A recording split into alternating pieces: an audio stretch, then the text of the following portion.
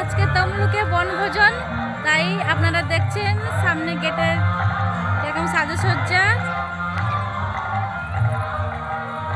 এখন আমাদের দেখাবেন রাধা মাতাজি ভিতরে কি চলছে। মাতাজি বলুন, আপনারা সবাই আসুন, দেখুন আমাদের বনভোজন কেমন হয়। হরি বল।